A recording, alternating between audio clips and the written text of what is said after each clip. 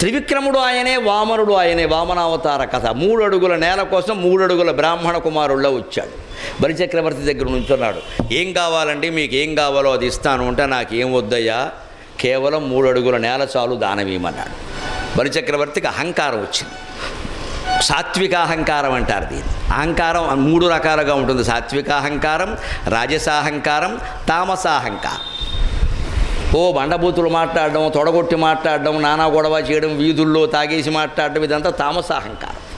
రాజసాహంకారం అంటే రాజకీయాల్లో ఉంటుందండి. అలాగే దానంలో కూడా ఒక్కోసారి ఉంటుందండి. ఒక్కోడు దానం ఇయ్యడు, కానీ వాడి దగ్గరికి వెళ్ళి, పక్క వీధిలో రెడ్డి గారు ఇచ్చారండి బాబు అంటే, ఆయన ఇచ్చాడా, మనం ఇవ్వకపోతే ఎలాగా, ఆయన ఎంత ఇచ్చాడు, 10,000, నేను 15,000 ఇస్తా అంటాడు. అదే రాజసాహంకారం. ఆయన ఇవ్వకపోతే ఈయన ఇవ్వడం. అందుకే కార్యకర్తలు చాలా తెలివిగా ఆయన ఇచ్చిన విషయం వీళ్ళకి చెప్తారు. వీడు ఎందుకు ఇచ్చాడు, ఆయన ఇవ్వబట్టి ఇచ్చాడు, ఆయన కంటే ఎక్కువ పేరు కోసం. ఇది రాజసాహంకారం. దాని ఫలితాలు దానికి ఉంటాయి.